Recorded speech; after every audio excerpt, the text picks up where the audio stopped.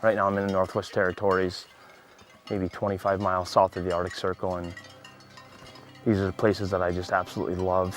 When fall rolls around, it gets in my blood. In fact, it's in my blood the entire year. Hopefully with good weather we'll get out tonight. So I know hunting is a controversial topic these days. It's something that I get addressed with all the time. People ask me, how can I be a hunter, or why am I a hunter? And it's something that's really hard to explain. Hunting is something that lives in my soul. I think about it all year round. It's something that is consuming, and something that it's not a decision whether I'm going to go or not going to go, or going to do it or not going to do it. It's not casual for me. It's not a hobby for me. It's just something that I absolutely have to do. There are many points along the realms of like conservation and population management. You know, animals don't have the free reign of wild places like they used to, and sometimes when we hunt them, we're able to kill certain animals in the population that make the population stronger, make the population dynamics and age class stronger. So that's a point for it. Another point for it is food for the table, and that's a really strong point for it because we get to take home really clean, really lean protein for our families. You know, it's difficult to discuss. It's difficult to address. People say, why are you a hunter? Why are you a hunter in modern times when you can just go to the grocery store and buy meat?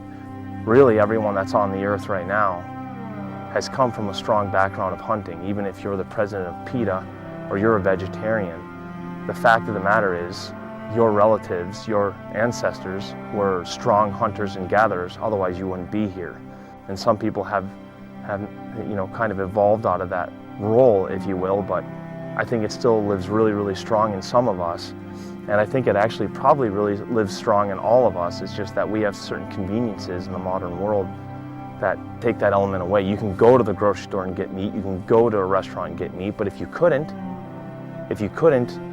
your desire to be a hunter would probably just come through just as strong as I have. We definitely did our job, and the arrow did its job. And it's just an awesome experience to kill a bull like this in this territory. And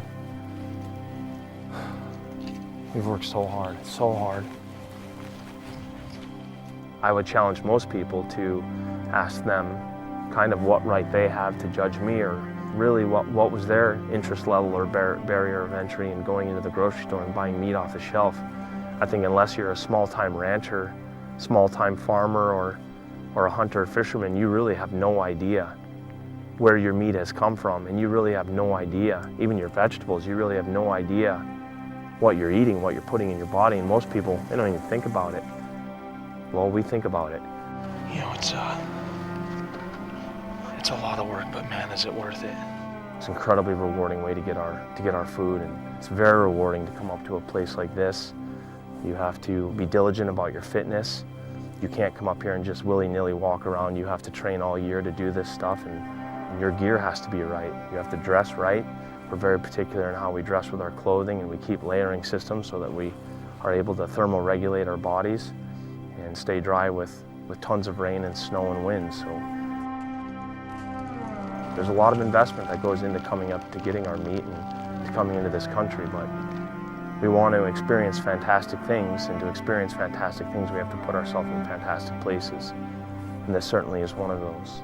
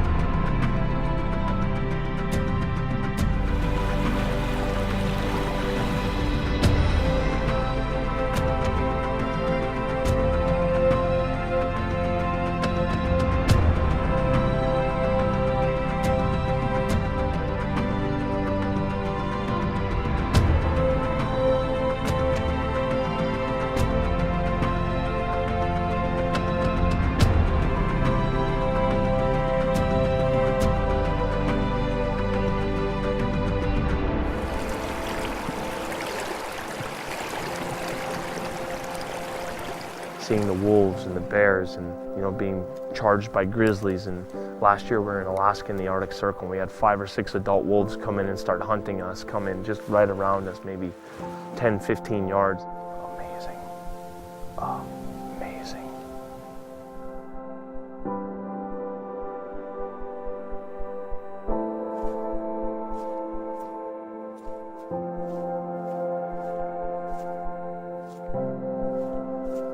One of the best days of my life, one of the greatest experiences of my life. It's not my first time spending time with the wolf pack, but man, I hope it's not my last either. What a fantastic evening. I mean, who can say that they've been stalked by a pack of wolves? What an unbelievable experience. It's just awesome. It's just awesome experiences. Anytime you're up here, we try to stay as long as we can, 20, 30 days, because the longer you're here, the more fantastic things happen. I wouldn't live my life any other way than this. It's extremely rewarding, and I dare to say that if I took any PETA representative or anti-hunter or vegetarian or anyone else that seems to be against hunting up here and showed them what we do, that they'd have a tremendous respect for what we do. So this is what we do, this is why we do it, and we love building films around it. We love capturing this cinematography, and we love capturing the story, and we love telling it to audiences.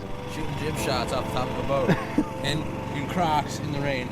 People have really responded to the work, and we work really hard to get the shots. We work really hard to tell the story, and we love going to far off places. We spend almost all of our time in the North Country. It's where we really love it, but so much of the world to explore.